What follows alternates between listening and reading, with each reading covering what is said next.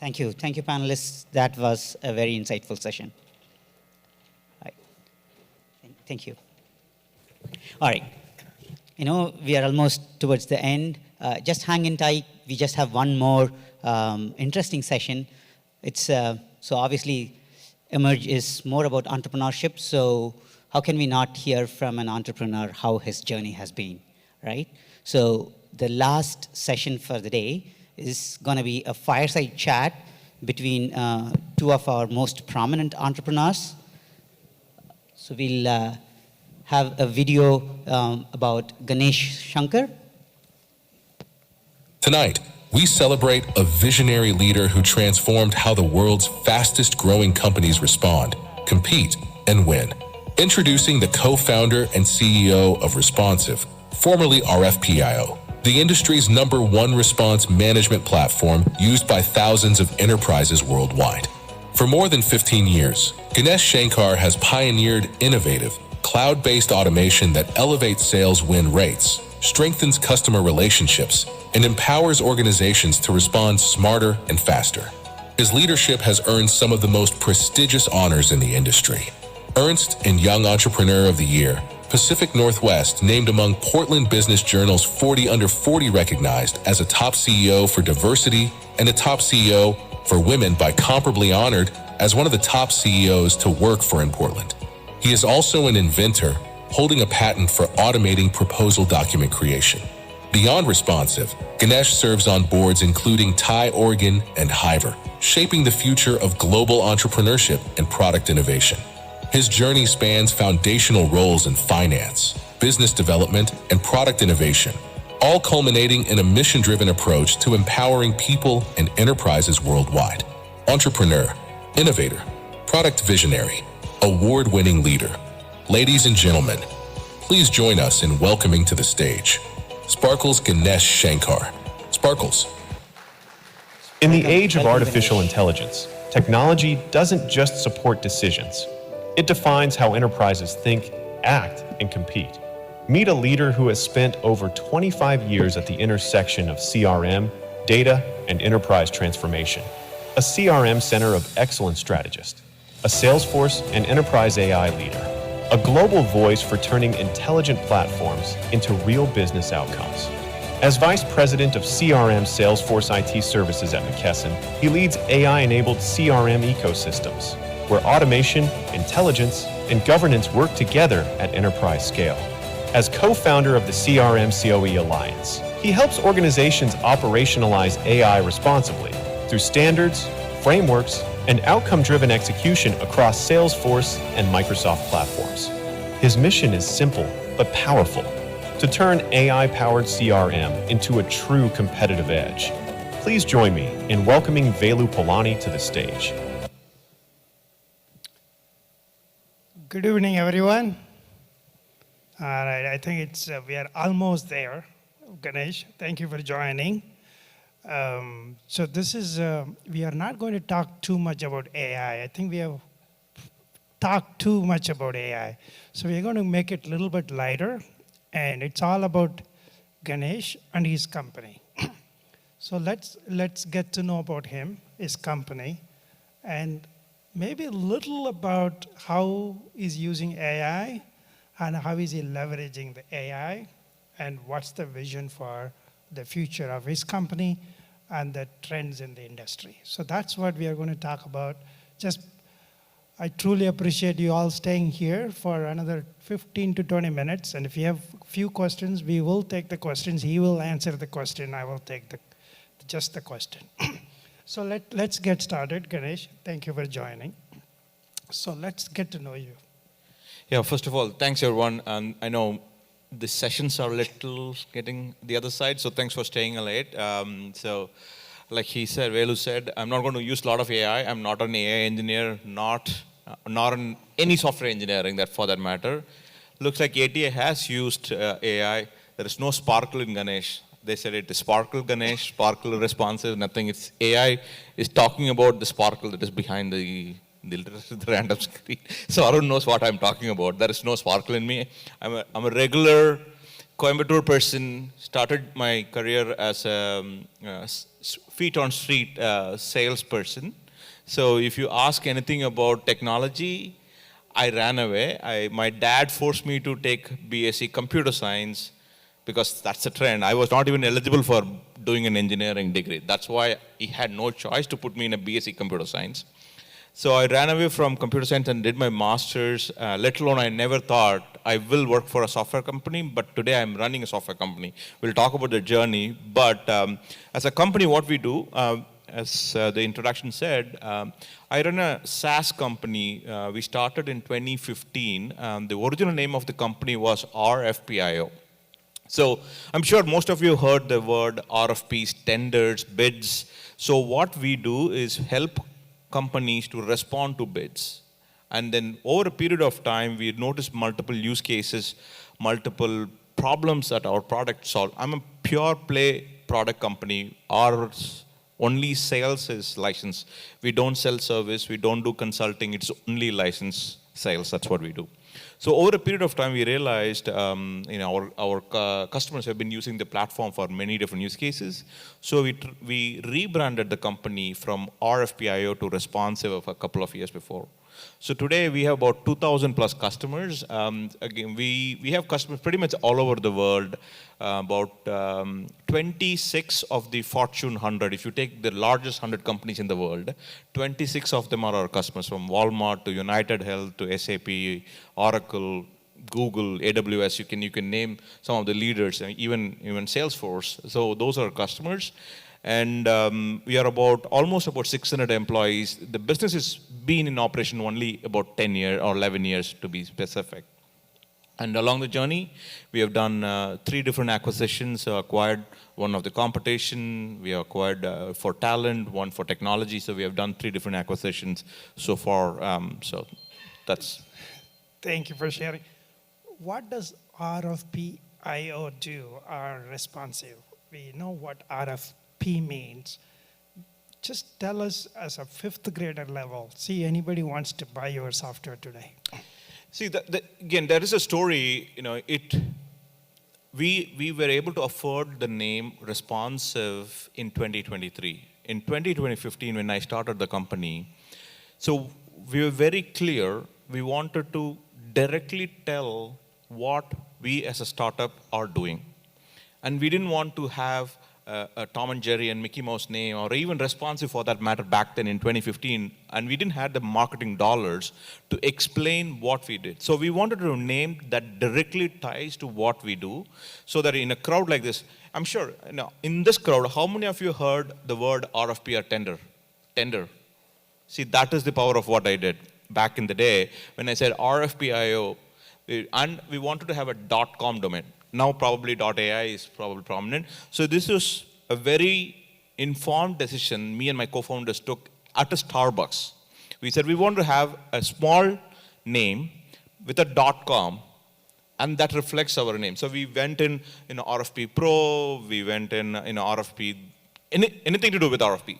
So we decided to go with RFPIO, and I believe that served its purpose back, and from 2015 to 2023, it kind of said. So I'm sure if I now say RFP input and output, that was the name of the company, and .com. Perfect, thank you. So you started the company before GPT, ChatGPT. Now we are in the world of GPT. How did you transition from pre-GPT to current state? And have you done that? Can you tell us the story of moving from non-GPT to GPT? Everybody knows what GPT is, right? GPT? Okay, yep. So how did you transform your company from that to now? Yeah, in fact, to an extent, it is unfortunate for a lot of companies pre-ChatGPT era and post-ChatGPT. When I say unfortunate, you are not seen as a tech, AI company. What they call as AI native, AI first. So it was a little nerve-wracking when we were looking at the mirror in 2024. We said, because every day, I'm sure you're seeing all of you from this afternoon till now, you heard so many different AI topics. I'm sure some resonated with you, some not resonated with you.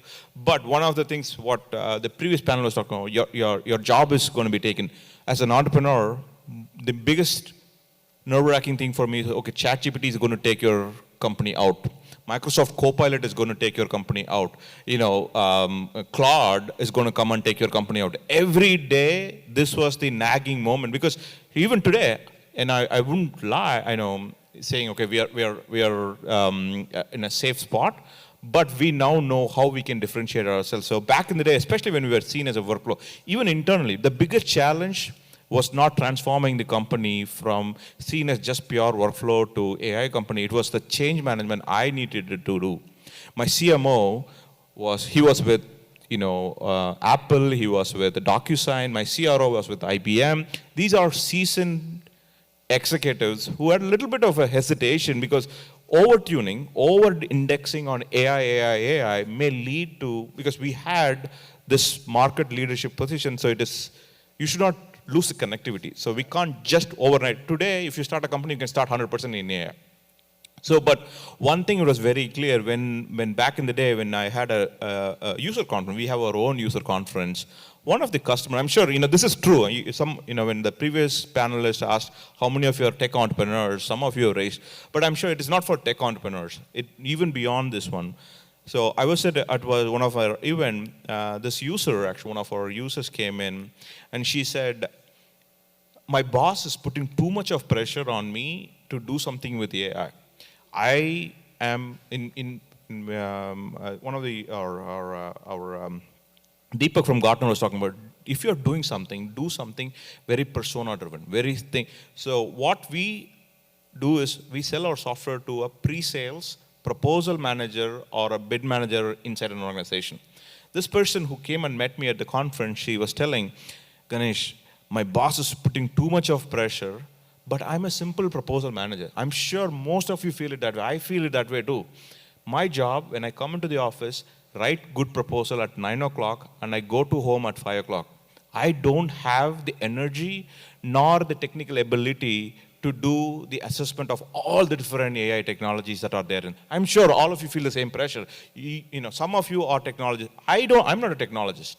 Maybe the previous panel was technologist. I don't have time and money and power to understand what is happening around us. So I need to have good partners who can deliver that. So I showed her on my phone at that time what we use and how we use AI. And she said, this is exactly I wanted. You're giving me in a platter. I can go now tell my boss, this is what I'm getting from our existing partner, which is responsive. So that opened our eyes. Basically said, customers can do all sort of things, but at the end of the day, as a provider, as a company, as a product company, it is my responsibility to identify the core use cases. I'm not trying to solve every problem for an enterprise.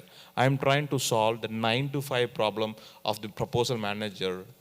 That is when that kind of opened our eyes. Our pricing today reflects it. If you go to our website, we talk about that. If we do a demo, any of you go and ask for a demo, we only talk about that. Yes, I can solve world problem, but I don't say that. I only say, and keep in mind, don't get scared. The most important thing as an entrepreneur are doing, especially when there's so much of AI noise and so much of things, if you can go to the fundamental basics of what problem I'm trying to solve, how can I solve my core users? Because not everybody can. If anything that you can take out of this conference or in this session, not every one of your customers are technologists. It is your responsibility. So if you offer them in a slightly, whatever you call it, ChatGPT wrapper, it's okay as long as you find the right use case and give them in the right way. That's what we did. Gotcha. So what percent, you have about 600-700 employees, what percentage of employees using AI in productivity level, or what percentage are they using in terms of transforming your business? And in terms of sales and marketing, how are you using AI? I would say 100% of our team members today use AI. 100%. So depending on what. But 2025, for us, is all about investing in AI. Just literally yesterday, I was talking to my CFO, Today, I'm asking the ROI. Gotcha. I'm asking, if you asked 50 headcount last year, okay, you're adding 50 more people. Now that in the last 1 year we have invested, why are you asking 50 more again? That's my question. Because some of the departments who have the same amount of headcount, I'm asking, why are you asking 50? Why it can't be 30? I'm challenging my CFO, and he has been challenging the departmental heads. So this is a very good question. So we are all trying to cut the cost. Are you reducing your price to customers?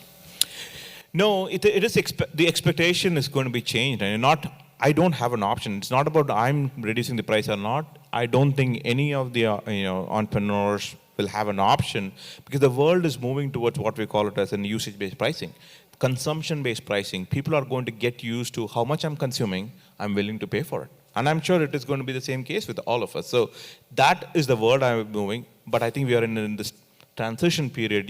Kutral was talking about usage-based pricing, and then but the future, I do believe, user-based pricing will change to usage-based.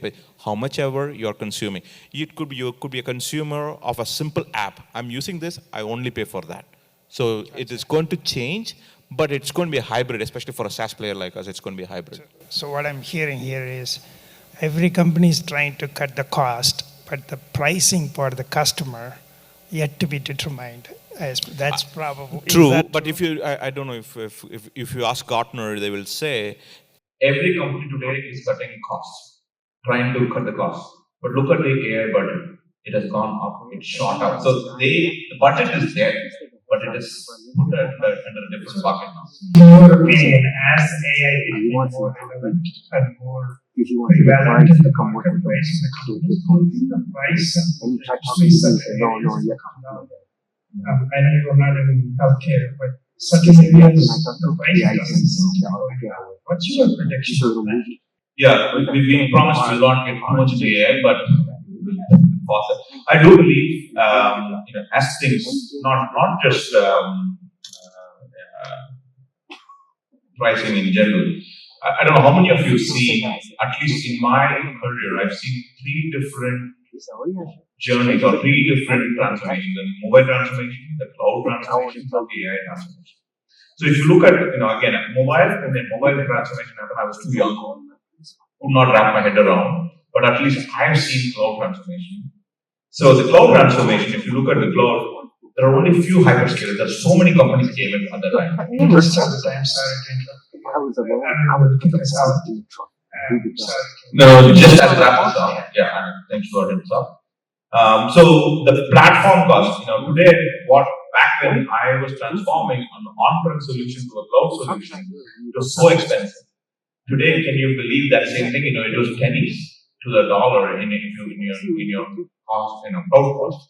I do believe today, whatever it may sound expensive because of AI, once it is commoditized, there is only few handful of players, like what happened in cloud, AWS, GCPs, Oracle. So those are only few players. I truly believe the future, the platform, either it's OpenAI, Cloud, only few players will be there. People like you and I can start building the application layer of it. So that's where the true money is. Thank you. So what I still want to understand, maybe offline, last question. If somebody knows your business model, somebody can use AI, they can disrupt any business. How are you going to protect your business? See, there are 30 seconds. Me, I'm the answer for it. No, I think the way we talk about, back to the same point, don't get scared and addressing the right use case. Be very specific. We have been very, what we call as a laser focused. I'm not here to try to solve every problem under the sun. I'm trying to solve the core user. For me, the proposal manager, bid manager, pre-sales team. What are they doing? How can I help them? How can I help them win deal? Today so far, just to give you a little bit of a number, in about a month, we will be hitting about $1 trillion worth of proposals gone through our platform. $1 trillion. We are almost 900 billion process. So that since day one, it is the amount of dollars that has passed through our platform. So if I can help them expedite, 1%, today my win rate every 10 RFPs that I'm submitting, if I'm winning 2 RFPs, If I can increase that by 10%, increase one more RFP, that is the fix that we are taking, and we will be, again, we are not productivity app, we are a revenue platform. Moral of the story: if you do a good value proposition to the customer, it's very difficult to Absolutely. First of all, thank you. Is there any one or two questions we'll take? I know we have time is up. Any of those questions? Great entrepreneur and a great entrepreneurial story.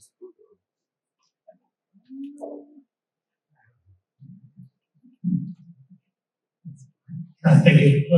So I had a very bad experience with the RFP team. I have 30 people set up and a typical organization, one RFP, they say, they have to engage 10 technology teams to get the proposal ready.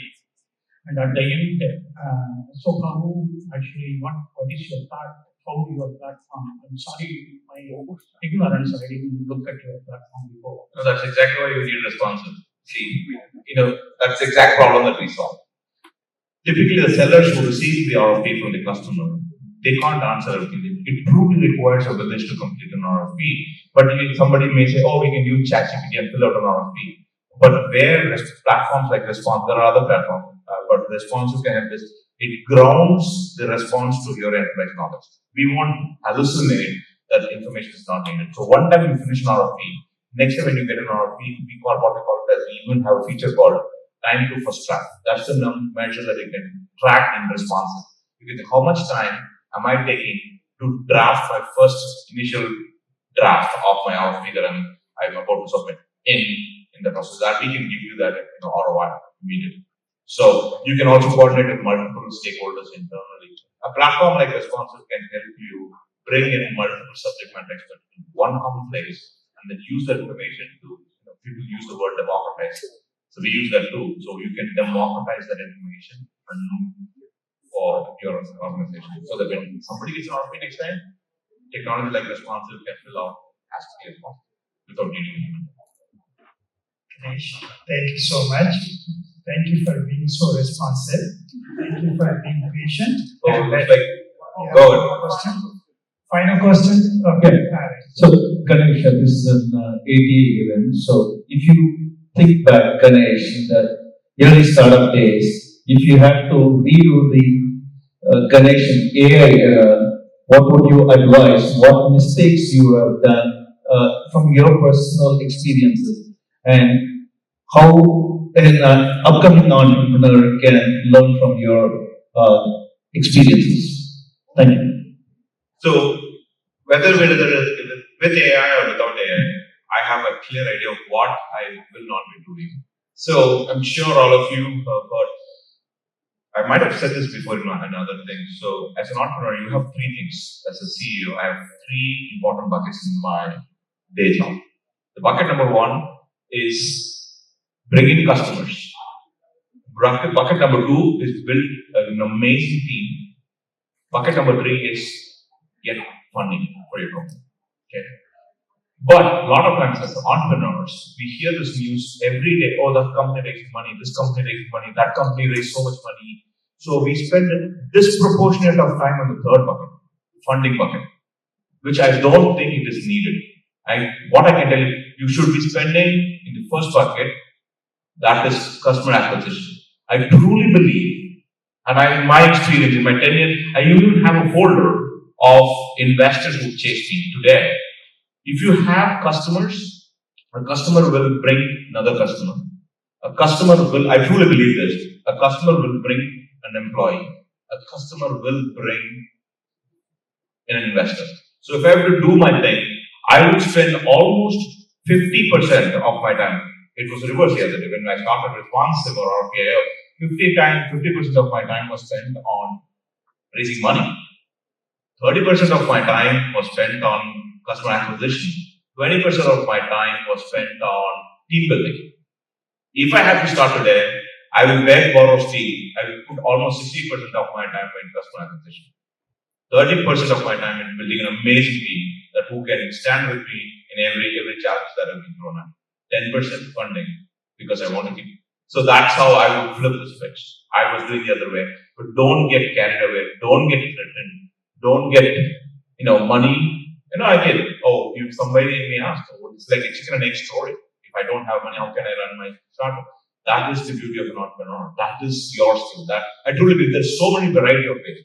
Bringing the co-founding team who share the same passion, who can build the product as quickly as possible and get to the market. You give the equity. Don't be selfish. Be okay. Share. But as an entrepreneur, it is your responsibility to find the right partners. Don't duplicate yourself. Complement yourself. Find the talent who can complement. Find the talent who can take the product to the market as quickly as possible. That would be my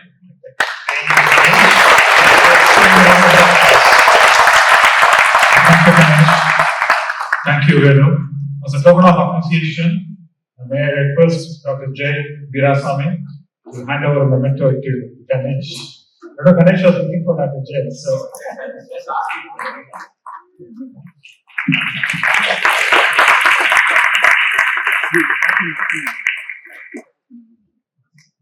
We still have a few more housekeeping to take care. I'm going to hand over the stage to Arun, who will take us through the rest of the event.